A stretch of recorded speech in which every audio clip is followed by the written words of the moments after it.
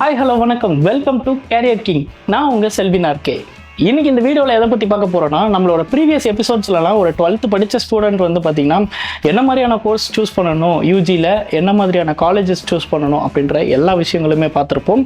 ஆனால் இன்னைக்கு இந்த வீடியோவில் எதை பற்றி பார்க்க போகிறோம் அப்படின்னா, அதுக்கு முன்னாடி இந்த படிப்பை சூஸ் பண்ணுறதுக்கு முன்னாடியும் காலேஜை சூஸ் பண்ணுறதுக்கு முன்னாடியும் ஒரு சில விஷயங்களை நம்ம சிந்திக்க வேண்டியிருக்கு. அப்படி என்னங்க நம்ம சிந்திக்கணும், அதை தாங்க இந்த வீடியோவில் நம்ம பார்க்க போகிறோம். இப்போ வாங்க வீடியோக்குள்ளே போகலாம்.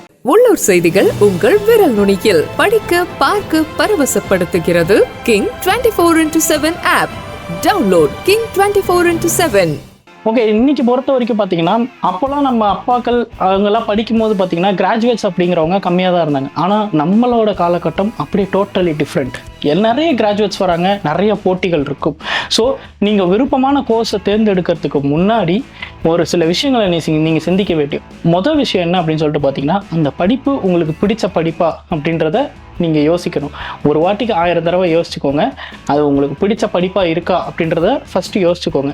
முதல்ல நீங்கள் என்ன ஃபீல்டுக்கு போக போகிறீங்கன்னு யோசிச்சுக்கோங்க.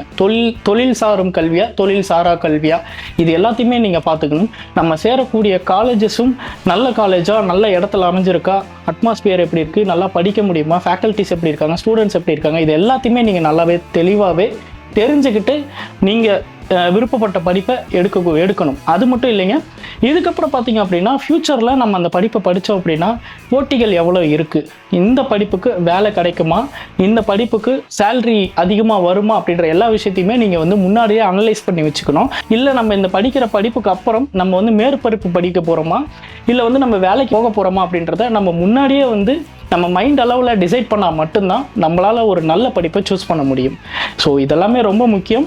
அடுத்ததான் நம்ம பார்க்க போகிற ரொம்ப முக்கியமான விஷயம் என்ன தெரியுமா, நம்மளை சுற்றி இருக்கிறவனையும் சரி, நம்மளை பெற்றவங்களையும் சரி, இந்த படிப்பு சூஸ் பண்ணுற விஷயத்தில் நம்பவே கூடாது. ஏன் அப்படின்னு சொல்லிட்டு பார்த்தீங்கன்னா, நம்மளை சுற்றி இருக்கிறவங்களும் மண்டைக்குள்ளே பூந்து குழப்புவான். நம்ம பெற்றவங்களும் நம்ம ஃப்யூச்சர் நல்லா இருக்கணும்னு தான் அவங்க சொல்லுவாங்க. ஆனால் அந்த படிப்பு நம்ம மண்டைக்கு ஏறுமாங்கிறது நமக்கு தான் தெரியும். ஸோ ஒரு தடவைக்கு 100 தடவை நல்லா யோசிங்க, தனியாக ரூம் போட்டு கூட யோசிங்க. ஆனால் உங்களுக்கு பிடிச்ச படிப்பை மட்டும் தேர்வு செய்யுங்க. நெக்ஸ்ட்லாம் நம்ம பார்க்க போகிறது என்ன அப்படின்னு சொல்லிட்டு பார்த்தீங்கன்னா, நீங்கள் 12th ஃபர்ஸ்ட் குரூப் எடுத்துருக்கலாம். ஆனால் காலேஜ் போகும்போது அதுக்கு சம்மந்தமே இல்லாத ஒரு கோர்ஸ் வந்து உங்களுக்கு விருப்பமாக இருக்கலாம். ஆனால் அதை பற்றிலாம் நீங்கள் யோசிக்காதீங்க. என்னடா 12th நம்ம இந்த குரூப் எடுத்தோமே, இதில் இவ்வளோ மார்க் வாங்கிட்டோமே, ஆனால் காலேஜில் நம்ம எடுத்ததுக்கு சம்மந்தமே இல்லாத கோர்ஸ் படிக்க போகிறோமே, ஆனால் எனக்கு இதில் தான் இன்ட்ரெஸ்ட் இருக்குது அப்படின்னா தாராளமாக உங்களுக்கு இன்ட்ரெஸ்ட் இருக்கிற படிப்பை எடுத்து படிங்க.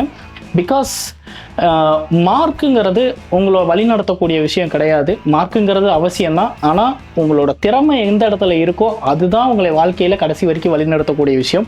ஸோ உங்கள் திறமையை வளர்த்துக்கக்கூடிய கோர்ஸை வந்து நீங்கள் சூஸ் பண்ணுங்கள், அதில் மட்டும் தெளிவாக இருங்க. ஓகேப்பா, விருப்பப்பட்ட படிப்பை எடுத்தாச்சு, அது எப்படி படிக்கிறது, எங்கே படிக்கிறது, அதுதான் பெரிய கொஸ்டினாகவே இருக்கும்.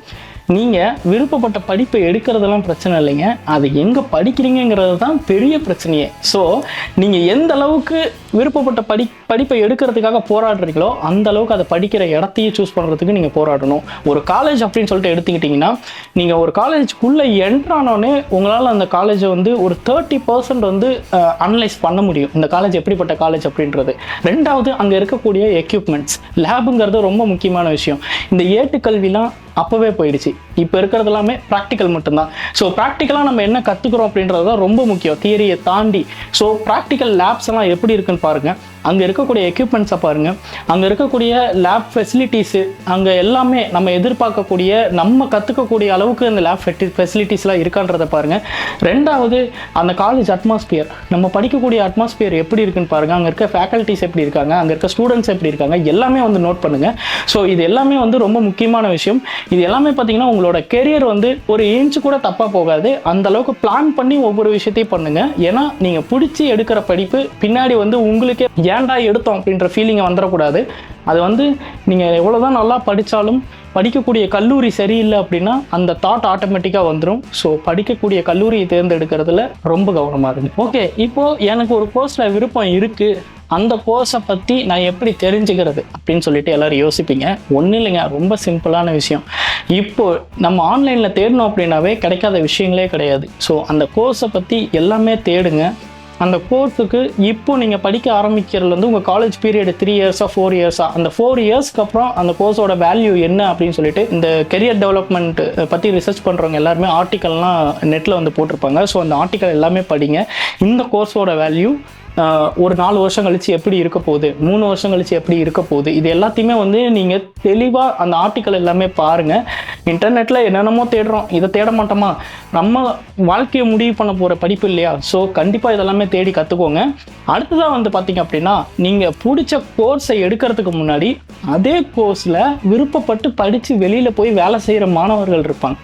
வெளிநாட்டிலையும் இருக்கலாம், இங்கேயும் இருக்கலாம். ஸோ அவங்களுக்கு கால் பண்ணுங்கள், அவங்கள காண்டாக்டை வந்து கஷ்டப்பட்டு தேடி கண்டுபிடிங்க. அவங்கள காண்டாக்ட் பண்ணி இந்த கோர்ஸ் நான் எடுக்கலான்னு இருக்கேன், இன்றைக்கி இந்த கோர்ஸோட வேல்யூ என்ன, இன்னும் 4 இயர்ஸ் கழிச்சு இந்த கோர்ஸ் எப்படி இருக்க போகுதுன்னு அந்த மாணவர்கள்கிட்ட வந்து நீங்கள் கேட்டு தெரிஞ்சுக்கோங்க. இது எல்லாமே பார்த்தீங்கன்னா உங்களோட படிப்புக்கு ரொம்பவே யூஸ்ஃபுல்லாக இருக்கும். அடுத்ததான் முக்கியமான விஷயம் என்ன அப்படின்னு சொல்லிட்டு பார்த்தீங்கன்னா, நிறைய பேர் வந்து ஒரு ஏழ்மையான குடும்பத்துலேருந்து வருவீங்க, ரொம்ப விருப்பப்பட்ட படிப்பு கிடைச்சிரும். ஆனால் கிடைச்சதுக்கப்புறம் ரொம்ப உங்களுக்கு கேள்விக்குறியாக நிற்கிறது காலேஜ் ஃபீஸ். ஸோ ஒரு காலேஜ் ஜாயின் பண்ணுறதுக்கு முன்னாடி அந்த காலேஜை எந்த அளவுக்கு அனலைஸ் பண்ணுறீங்களோ அந்த அளவுக்கு அந்த காலேஜோட ஃபீஸ் ஸ்ட்ரக்சரை பற்றி கேட்டு தெரிஞ்சுக்கோங்க. அங்கே ஸ்காலர்ஷிப் கிடைக்குமா, ஸ்காலர்ஷிப்க்கு எப்படி அப்ளை பண்ணுறது, ஃபஸ்ட் கிராஜுவேட்டாக இருந்தால் எப்படி பண்ணுறது, இல்லை நான் ஃபஸ்ட் கிராஜுவேட் கிடையாது ஆனால் எப்படி ஸ்காலர்ஷிப் நான் கவர்மெண்ட்லேருந்து வாங்குறது, இது எல்லா விஷயமும் கேட்டுக்கோங்க. நீங்கள் காலேஜுக்குள்ளே அடி எடுத்து வைக்கிறதுக்கு முன்னாடியே அதோட ப்ராசஸ் எல்லாமே ஸ்டார்ட் பண்ணிட்டு வைங்க. ஸோ இது எல்லாமே பார்த்தீங்க அப்படின்னா உங்களுக்கு இந்த ஃபீஸ் பற்றின ஸ்ட்ரெஸ் இல்லாமல் படிக்கிறதுக்கு ரொம்ப யூஸ்ஃபுல்லாக இருக்கும். 12th முடிச்சுட்டு வெளியே வரும்போது இந்த காலேஜ் படிப்பு இதில் எவ்வளோ கவனம் செலுத்துறீங்களோ ஸோ அந்த அளவுக்கு நம்ம ஃபீஸோட ஸ்ட்ரெஸ்ஸு மண்டையில் ஏற்றிக்காமல் காலேஜில் எப்படி 3 வருஷம் 4 வருஷம் படித்து முடிச்சுட்டு அந்த கோர்ஸோடு வெளியே வர்றது அப்படின்றத பற்றின விஷயத்தையும் நீங்கள் தெரிஞ்சு வச்சுக்கோங்க. அந்த ப்ராசஸையும் இப்போலேருந்தே ஸ்டார்ட் பண்ணிடுங்க. லாஸ்ட்டாக நீங்கள் விருப்பப்பட்ட கோர்ஸை எடுக்கிறதுக்கு முன்னாடி 1000 வாட்டி யோசிச்சுக்கோங்க. ஆனால் எடுத்ததுக்கப்புறம் யோசிக்காதீங்க. நீங்கள் எங்கே படிக்க போகிறீங்கிற காலேஜை பற்றி விளம்பரத்தில் கேட்குறத விட, இல்லை சுற்றி முற்றி நிறைய பேர் சொல்லி நீங்கள் அந்த காலேஜில் போய் சேர்றதை விட நீங்களாக அனலைஸ் பண்ணி போகிறது ரொம்ப பெட்டரான விஷயம்.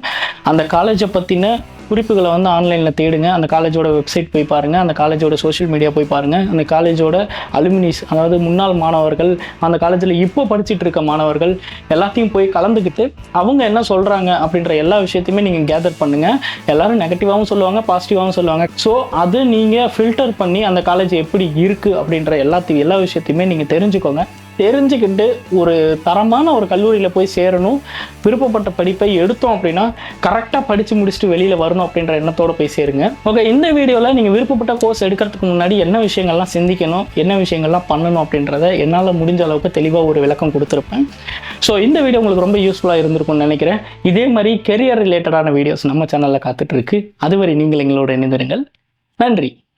உள்ளூர் செய்திகள் உங்கள் விரல் நுனியில் 200 கோடி பார்வையாளர்களை கடந்து கிங் 24/7 ஊடகம் செய்தி, பொழுதுபோக்கு, உடல் நலம், தன்னம்பிக்கை, வேலை வாய்ப்பு, சினிமா செய்திகளை படிக்கவும் பார்க்கவும் பரவசப்படுத்தவும் ஒருங்கிணைந்த செயலியை அறிமுகப்படுத்துகிறது. Download king 24/7.